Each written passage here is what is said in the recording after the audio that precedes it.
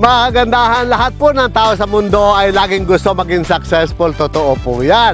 At sinasabi po ng karamihan na ang pinakamaganda at successful na negosyo ay pagkain. Kaya naman po, may best liempo, best pinakbet at best chicken. Kaya naman eto na, ngayong umaga, samahan natin si Chikadora sa kanyang pagrampa para magpakabusog at makita ang susi ng tagumpay. Ay nako, iba't ibang uri ng pagkain ng ating matitikman dito sa ating bansa. Mga alok na putahe na tiyak na orihinal at minanapan natin sa ating mga ninuno. Bawat lugar may kanya-kanyang pinagmamalaking espesyal na recipe. Mga garantisadong kakaiba, authentic at masarap. Ay nako, Chikadora, rumampa ka na naman ano? Oo naman, Mother, dahil mula Luzon, Visayas at Mindanao, saan man sulok na mundo makakasama nyo, ayaw nyo mat sa gusto nyo. Para alamin natin ang mga sekretong mga pagkain na binabalik-balikan. Kaya ano pang hinihintay natin? Rampahan na!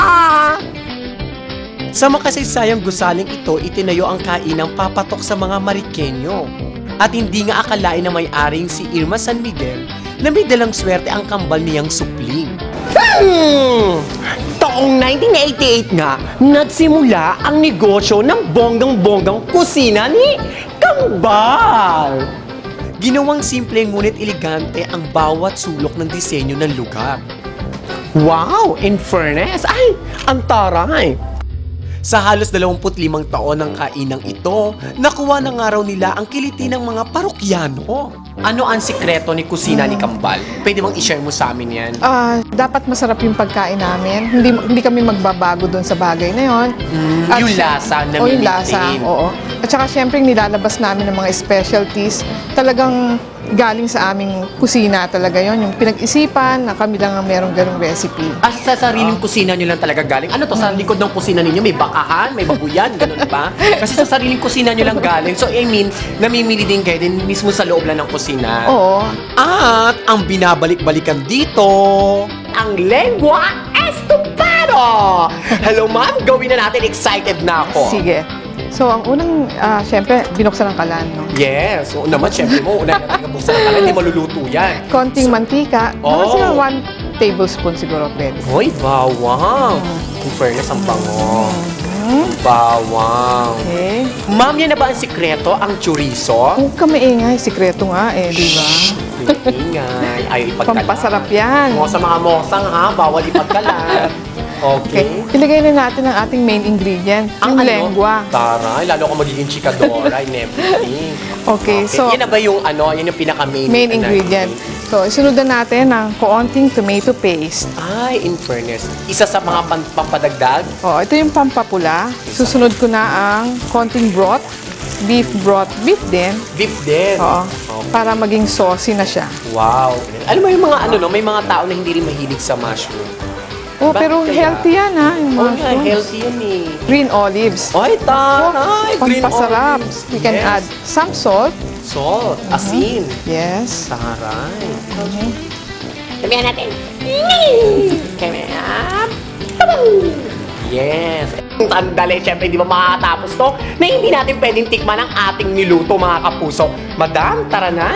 Ano natin? Ang lengua estupado. Ang sarap! Kusina ni Kambal! Check na check! Susunod na sa susunod nating destinasyon! Tara na! Ah! At ngayon nga napadpad ako dito sa Quezon City. At sa kahabaan nga nitong Quezon Ave, makikita mo nakatayo ang isa sa pinaka-famous Chinese restaurant. Ano naman kaya ang kanilang kainan dito? Rest, let's fly, fly like the butterfly. Ang init! Taong 1918, aba, lumipad galing bansang China papunta dito sa Pinas ang patriarka ng kainang ito na si Mamon Luke. Bakit patuloy na bumabalik-balik ang inyong mga customer? Kaya nga siguro balikan nila kasi ito talagang pinaka-original. Wala pa nakakakuha ng ingredients namin sa siopaw, yung panlasa sa mami. Wala pa rin nakakakuha. Kaya katawag namin, original pa rin itong mamulok. Oo. At isa sa kanilang specialty, ang bola-bola siopaw. Ano yung pinakasikreto nitong siopaw na ito? Bakit nagiging masarap at namimitin ang lasa ng siopaw?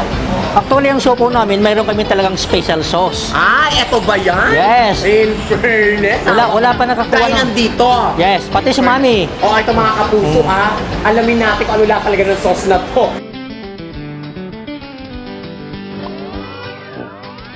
Yung papel na to, sir, anong ginagawa dito sa papel? Kasama ba to sa kinakain? Kasi No, hindi na papel. Ay, hindi Oo. na. Ah, bola, May lipstick. bola, may Oo. lipstick. Yes. Oo. Yung ibang kulay, Ito plain lang to, asado lang. ano to? Nunan. Nunan.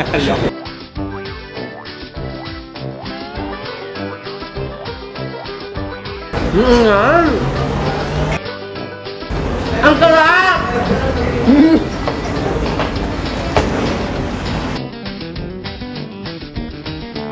May pagkakataon ka rin gumawa ng sarili mong timpla ng mami. Go! Mayroon din ako minsan puro pure asado lang. Iba, hindi kumakain ng chicken. Ibig sabihin nandito yung mga lutong siopaw and Yes. lutong siomay. Yes, oo. Okay, sige. Silipin nga natin. May kamay.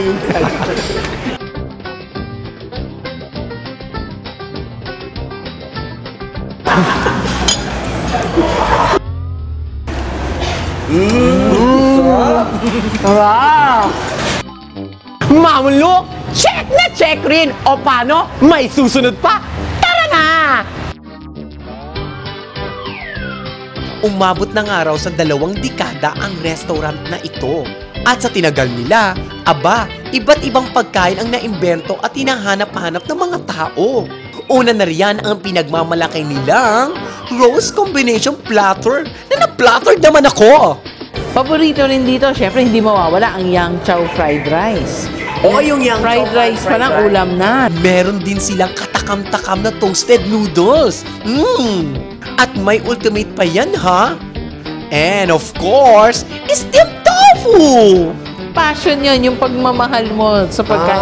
Lahat kami, we love food. Lahat kami, we love Oy, di niya working. halata. Oo, diba? Ay, Ako rin nako. mga bilog. Yum! Bilog mo yan. At naku, wala pang main dish, meron ka na agad na panghimagas na black gulaman with lychee. Ano? Malamig. Sabi na nga ba, malamig. Nasa ibabaw, lychee. Ay, susya. Diba? Mahal ang kilo niya. Oo. Parang kababalap lang. Parang kamay lang yung ginamo. Malamig din. Ang sarap! At ito ring mango tapioca nila. Matikman nga! Dahil panahon ng mangga. Oo. Mangga. Okay.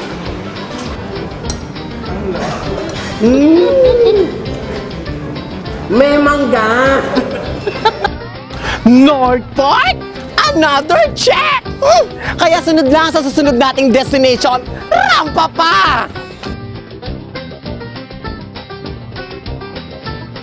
Nagsimula pa isa-isa hanggang sa dumami na. At ngayon nga, umabot na ito sa halos 7 sangay ng red crab. Bakit red crab ang pangalan? Yung mami ko, 15 years ago, nung nag-iisip siyang pangalan ng restaurant na nagluluto sila ng mga kumare niya. Siguro nakita niya nung naluto yung mga kulay pula. Kahit sinong araw ay welcome sa kanilang kainan. Dahil hatid nila dito ang iba't ibang mga menu na talaga namang masarap! So, I mean, kung magtutour sila sa Pilipinas, lalo na yung mga balikbayan natin mga Pilipino, Oo. talagang kailangan matry nila to. Nakalagay, baga nakasakita to sa itinerary. Na Kasi hindi lang kami Filipino food, pero seafood, no? Tsaka alimango. Alam mo ang alimango ng Pilipinas, masarap ha? Ine-export natin yan sa Hong Kong. Kaya naman pinatikim na sa akin ang Typhoon Shelter Crab! Anong signal ba to?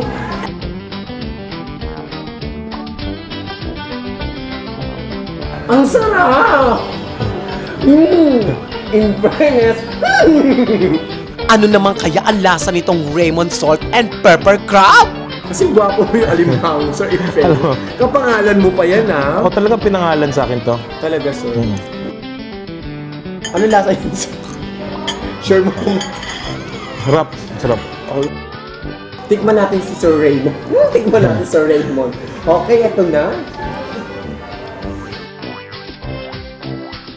Ay, sarap! Red crab? Check! O, di ba mga kapuso, hindi lang basta-basta hinahain ang kanilang mga masasarap na pagkain. Dahil nakapaloob dito ang sikreto sa kanilang tagumpay sa negosyo. At syempre maraming salamat po my hair and makeup, Troy Cabedo from FTI Habitat Building 1. At syempre maraming salamat po may accessories sa Girl Shop. At syempre maraming salamat din ng bongga from my shoes sa Charisma Shoes. At syempre maraming happy birthday sa'yo ng bonggang-bongga kay Elias Farino. Happy birthday! At syempre sa mga nagpapabati, ayan, dahil wala na kaming time, eto na kayong lahat. Ayan, ha? Binabati na kayo hanggang sa mga susunod pa. Hahaba pa to ng hahaba. Eto pong muli ang inyong kachika at kapilingera sa Chika at Rampa. Kapuso nyo, Chika Dora. Hanggang sa susunod na Sabado, dito lamang sa nag-iisang GRR. Todo na to, rampa na!